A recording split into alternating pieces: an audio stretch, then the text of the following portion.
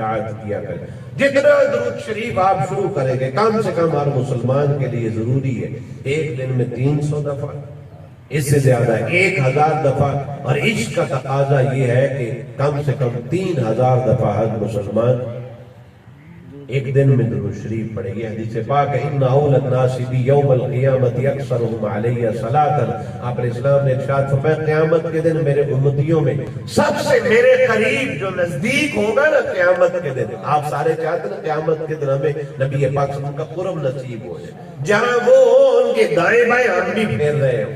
تو اس کا نسخہ آپ علیہ السلام نے فرمایا اگر میرے امتی چاہتے ہیں کہ قیامت کے دن وہ میرے دامن میں آ جائے، میرے دامن رحمت اور دامن شفاعت میں آ جائے، تو فرمایا قیامت کے دن میرے امتیوں میں سب سے زیادہ میرے دائیں بائیں میرے قریب وہ ہوگا اکثرهم علیہ صلاۃ، جو کثرت سے میرے اوپر درود شریف پڑھتا ہو. اور محدثین نے اس حدیث پاک کی تفسیر میں لکھا ہے کہ کثرت کے 3 درجے. پہلا درجہ یہ ہے کہ قیامت کے دن وہ مسلمان آپ صلی اللہ علیہ وسلم کا قرب پائے گا جو کم سے کم ایک دن میں 300 دفعہ درود شریف پڑھتا ہے. کوئی مشکل بات نہیں. اور اس سے بڑھ کر کثرت کا دوسرا درجہ یہ کہ 1000 دفعہ پڑھا جائے. اور اعلیٰ ترین درجہ درود شریف کا یہ ہے کہ 3000 دفعہ ایک دن کے اندر پڑھا جائے. آپ کے شہر میں میں نے کئی احباب کو ترغیب دی. مجھے ایک سکول کا خادم ملا، کہتا میں نے فلاں جگہ پر آپ درود شریف کے فضائل، یہ آج سے 6 سال پہلے کی بات ہے، کہنے لگا آپ نے درود شریف کے فضائل بیان کی تو اس میں یہ حدیث پاک بیان کی تھی، تو کہنے لگا آج 5 سال ہو گئے ایک دن بھی ایسا نہیں گزرا جس کے اندر میں نے سونے سے پہلے 3000 درود شریف نہ مکمل کر لیا ہو. یہ دوسروں کو ترغیب دینے کا فائدہ یہ ہو جاتا ہے کہ اپنی بھی بخشش کا ذریعہ ہو جاتا ہے. تو یہ جو درود شریف ہے سب غموں کے لیے ہمارے لیے نجات ہے. تو امام مالک رحمت اللہ علیہ سنت اور سبق دیا کرتے تھے، حدیث شریف پڑھایا کرتے تھے، تو درود شریف کی برکت ہی نبی پاک صلی اللہ علیہ وسلم کی خواب میں زیارت ہوئی.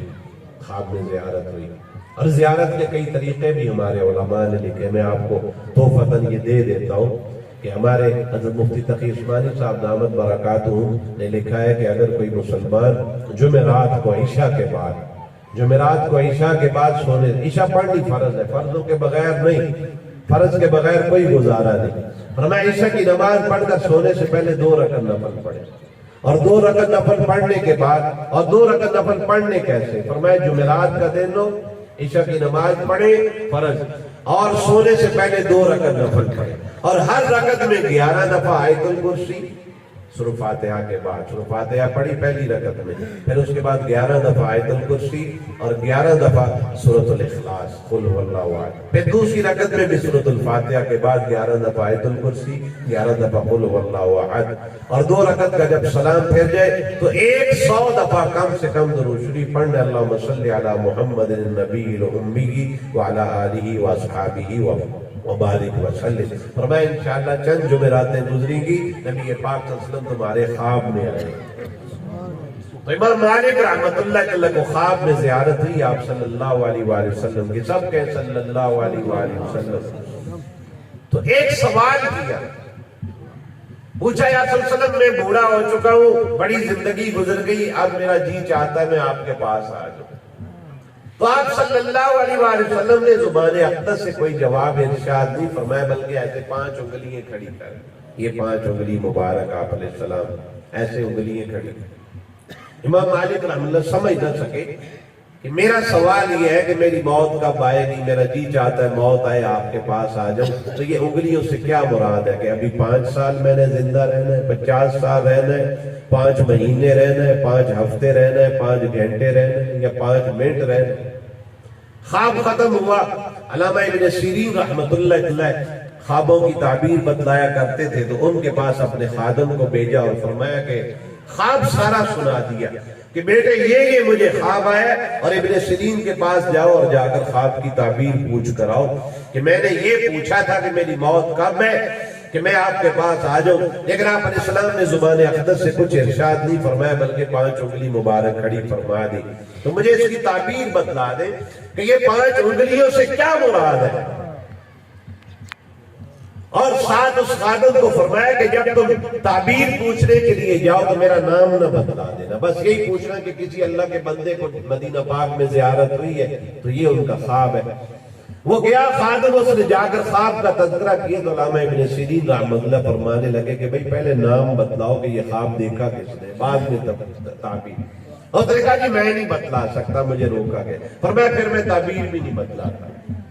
وہ پھر آیا امام مالک کے پاس اور آ کر عرض کیا حضرت علامہ ابن سیرین فرماتے ہیں کہ میری شرط یہ ہے کہ جواب میں دوں گا، تعبیر بتلاؤں گا، لیکن مجھے بتلا دیا جائے کہ نام کیا ہے۔ تو فرمانے لگے جاؤ اب مجبوری ہے۔ خواب بھی بڑے شوق کا خواب تھا، نبی پاک صلی اللہ علیہ وسلم کی انگلی مبارک کا تذکرہ تھا، جن سے چشمے پھوٹا کرتے تھے، جن کی زیارت کے لیے فرشتے بھی ترسا کرتے تھے۔ تو جاؤ بتلا دینا کہ امام مالک جو مہاجر مدنی ہے، مدینہ پاک کے اندر مسجد نبوی شریف میں جو حدیث پاک پڑھاتے ہیں، انہوں نے یہ خواب دیکھا۔ وہ دوبارہ خادم گیا، اس نے جا کر نام لیا جی امام مالک رحمۃ اللہ کا جو فقہ کے امام ہے، انہوں نے یہ خواب دیکھا ہے۔ تو علامہ ابن سیرین فرمانے لگے کہ میں نے اس لیے پوچھا تھا کہ اس وقت اس زمانے کے اندر مدینہ پاک کے اندر اس امام مالک سے بڑا کوئی عالم نہیں، اور وہی یہ خواب دے سکتا ہے۔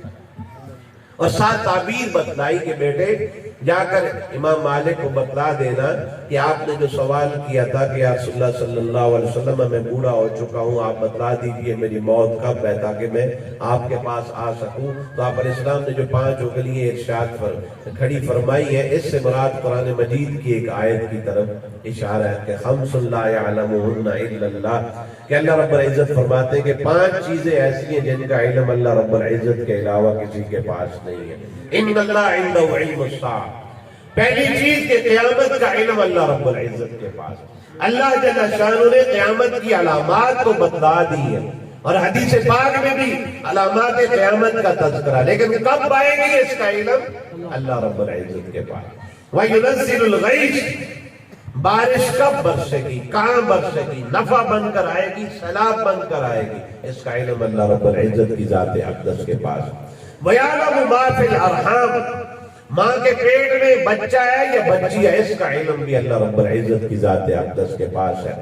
الٹرا ساؤنڈ مشین کے پاس ہماری بیٹیاں جاتی ہیں اور جا کر سوال تو کرتی ہیں لیڈی ڈاکٹر سے کہ ہمیں بتلا دیا جائے کہ ہمارے پیٹ میں بچہ ہے یا بچی، اور میں اکثر اپنے جاننے والے ڈاکٹروں کو منع کرتا ہوں کہ یہ شرک کا کام نہ کرو، گھروں میں لڑائیے نہ ڈلواؤ۔ ایک عورت ہے، اس کے گھر میں 3 بیٹیاں، اور پھر دوبارہ وہ حاملہ ہو جائے اور 4تھے مہینے جب لیڈی ڈاکٹر اس کو بتلا دیتی کہ تیرے پیٹ میں بچہ، اس کی ساس اس کو پانی پلانے کے لیے تیار نہیں ہوتی۔ اکثر جگہ پر میں نے سنا کہ 4تھی بیٹی آنے والی، اس کے آنے سے پہلے اس بچی کو اس کا خاوند طلاق دے رہا ہے کہ تیرے پیٹ سے بچہ ہی نہیں پیدا ہوتا، کہ بھئی یہ تو اللہ رب العزت کی حکمت ہے۔ اگر اس کائنات کے اندر بیٹی کا ہونا عیب ہوتا، اگر اس کائنات کے اندر بیٹی کا ہونا رسوائی کا ذریعہ ہوتا، تو اللہ اپنے پیغمبر کو کبھی 4 بیٹیاں نہ دیتا۔ نبی پاک صلی اللہ علیہ وسلم کو اللہ رب العزت نے 4 بیٹیاں دی، زینب، رقیہ، ام کلثوم اور سیدہ فاطمہ الزہرا رضی اللہ عنہا۔ تو جب اللہ رب العزت نے سر کے بالوں سے لے کر پاؤں کے ناخن تک ایک ایک چیز چن چن کے اپنے پیغمبر کو دی ہے، تو اللہ نے اولاد بھی چن چن کر دی ہے، اور 4 بیٹیاں چنی ہوئی نبی پاک صلی اللہ علیہ وسلم کی اللہ رب العزت نے دی ہے۔ تو یہ بیٹی کا ہونا گھروں کے اندر عیب کی بات نہیں ہے، ذلت کی بات نہیں ہے، رسوائی کی بات نہیں ہے۔ مجھے خود اللہ رب العزت نے ابھی رمضان المبارک سے 2 دن پہلے 4تھی بیٹی دی۔ میں نے اپنے استادوں کو فون کیا، میں نے کہا استاد جی ایک بڑی خوشی کی بات ہے کہ شاید وہی مجھ گناہگار کی بخشش کا ذریعہ۔ کہنے لگے بیٹے کیا ہوا؟ میں نے کہا کہ جب میری پہلی بیٹی ہوئی تھی تو میں نے اللہ سے وعدہ کیا تھا کہ اس کو حافظ قرآن بناؤں گا، میں نے کہا الحمدللہ وہ حافظ قرآن بن گئی۔ پھر دوسری اس کا ارادہ کیا، تیسری اس کا کیا، پھر 4تھی پر میں نے ارادہ کیا تھا اے مالک میں گناہگار سیاکار آدمی ہوں، نبی پاک صلی اللہ تعالیٰ علیہ وسلم سے ایک نسبت کے لیے 4تھی بھی دے دے کہ ان کی بھی 4 بیٹی۔ اللہ نے میری تمنا کو پورا کیا الحمدللہ، اور میں دل و جان سے اللہ رب العزت کا شکر ادا کرتا ہوں کہ ایک نسبت نبی پاک صلی اللہ علیہ وسلم کی ذات اقدس سے ہوگی کہ ان کی بھی 4 بیٹیاں تھی۔ اسی نسبت کی بنیاد پر بھی بخشش ہو سکتی۔ تو ماں کے پیٹ میں بچہ ہے بچی ہے، اس کا علم کس کے پاس ہے؟ اللہ رب العزت۔ الٹرا ساؤنڈ میں بتا دیا کہ اس عورت کے پیٹ میں بچہ ہے یا بچی ہے، تو میں اس سے جواب دیتا ہوں اس الٹرا ساؤنڈ مشین کے اوپر یہ لکھ دو کہ اس بچی اور بچہ جو تو بتلا رہی ہے کہ اس ماں کے پیٹ میں بیٹا یا بیٹی، اس الٹرا ساؤنڈ مشین سے پوچھو کہ یہ فرمانبردار ہے یا نافرمان ہے، کوئی مشین بتلا سکتی؟ اور اس مشین سے یہ پوچھو کہ اس نے ماں کے پیٹ میں زندہ آنا ہے یا مردہ آنا ہے؟ اس نے ماں کے پیٹ سے باہر آنے کے بعد اس کائنات کے اندر کتنے لقمے کھانے، کتنے پانی کے قطرے پینے، کائنات کی کوئی مشین یہ نہیں بتلا سکتی۔ اللہ کا حکم ہر ایک سچ ہے، ہر آیت ہر حرف سچ ہے۔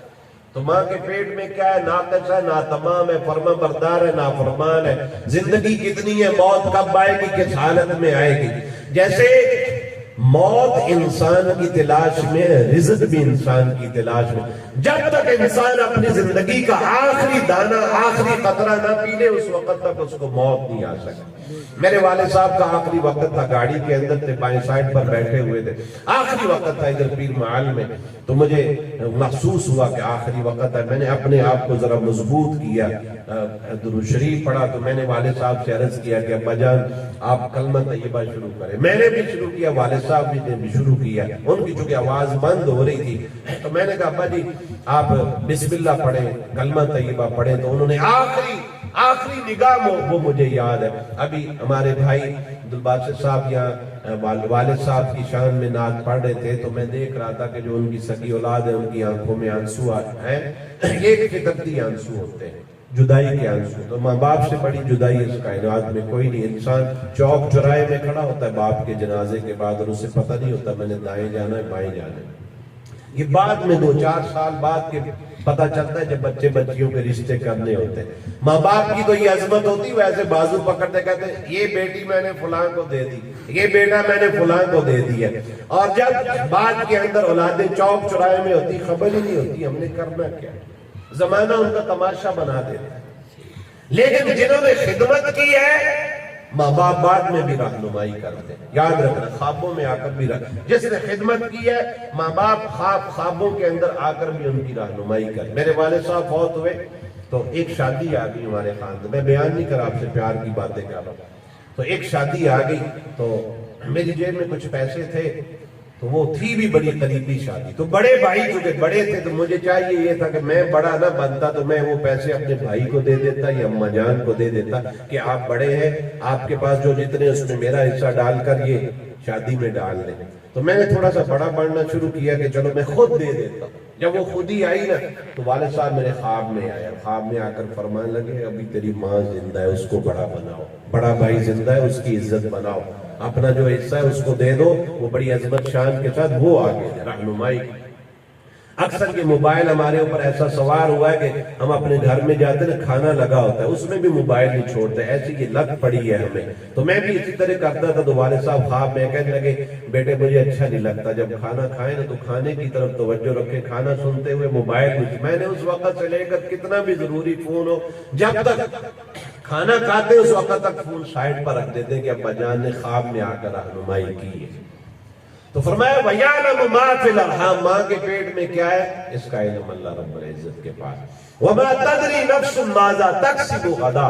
آج ہم یہاں بیٹھے نا، میں یہاں بیٹھا، میں نے بیان کرتے کرتے نا کئی منصوبے بنا لیے، آپ بھی جتنے تشریف فرمائے آپ نے کئی منصوبے بنائے ہوں گے کہ ابھی ہم نے یہ کرنا ہے، فلاں دکان پہ جانا ہے، کل کو فلاں جگہ پہ جانا ہے۔ تو اللہ فرما رہے صاحب میں وَمَا تَدْرِي، تمہیں کچھ علم نہیں ہے کہ تم نے کل کیا کرنا ہے، یا کل کا سورج تمہاری لاش کے اوپر بھی طلوع ہو سکتا ہے یا غروب ہو، کل تو بڑی دور کی بات ہے، اب کے لمحے کا کچھ پتہ نہیں ہے کہ ہمارے ساتھ اگلے سیکنڈ میں کیا بننا ہے۔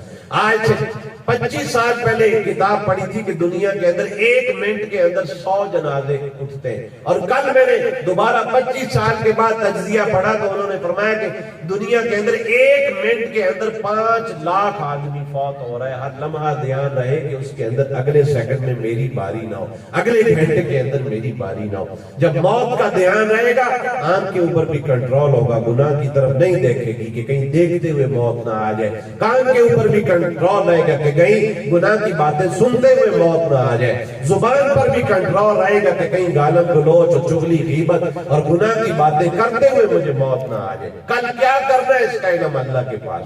وَمَا تَدْرِي نَفْسٌ بِأَيِّ أَرْضٍ تَمُوتُ، کس زمین میں موت آنی، کہاں مرنا ہے۔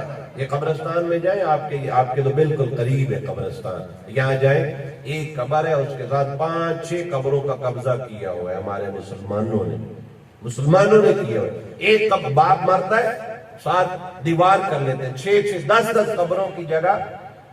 وہ قرآن کہہ رہے تمہیں پتہ نہیں تم نے مرنا کیا ہے، اور تم یہاں منصوبے بنا رہے ہو کہ اپنے کے ساتھ ماں کی قبر بنے گی، ماں کے ساتھ میری بنے گی، اپنی طرف سے منصوبے بنا رہے ہو، تمہیں کیا پتہ جنرل ضیاء الحق کو اللہ تعالیٰ نے کتنا بڑا عہدہ دیا تھا، پتہ نہیں ان کی قبر میں آج ان کی ہڈیاں یا اور بھی شہداء کی تعداد کی، کچھ پتہ نہیں۔ ایک نشانی کے طور پر قبر بنی تھی اور اس میں ہڈیاں تھی، کس کی تھی کسی کو کوئی علم نہیں تھا، تو ہمیں بھی کوئی علم نہیں۔ وَمَا تَدْرِي نَفْسٌ بِأَيِّ أَرْضٍ تَمُوتُ، کہ ہم نے کس زمین میں مرنا ہے۔ تو قبرستانوں کے قبضے بھی نہیں کرنے چاہیے کہ باپ کی قبر ہے، 10-10 قبروں کی، اور یاد رکھیں یہ وقف کی جگہ ہے، اور جو وقف کی جگہ ہوتی ہے اس میں ریڑی والا بھی قبر بنا سکتا ہے، لینڈ کروزر والا بھی بنا سکتا ہے، امیر بھی بنائے، غریب بھی بنائے۔ ہمارے گاؤں کے ماحولوں کے اندر بھی بڑا رواج ہے، اکثر گاؤں میں گئے، جو گاؤں کے چودھری ہیں نا، انہوں نے اپنی علیحدہ قبریں بنائی ہوئی کہ یہاں بھی کسی غریبوں کے بنا بخشش بھی کوئی نہیں ہوگی۔ حدیث پاک میں آتا ہے کہ تمہیں جو رزق دیا جاتا ہے نا غریبوں کی بدولت، ترزقون بضعفائکم، حدیث پاک ہے ترزقون بضعفائکم، اے میرے امتیوں جو تم امیروں کو رزق ملتا ہے نا یہ غریبوں کے ساتھ، یہ غریب آپ آج مر جائیں تمہاری بخشش بھی کوئی نہیں ہوگی، ان کے ذریعے اللہ رب العزت تمہاری بخشش کر رہا ہے۔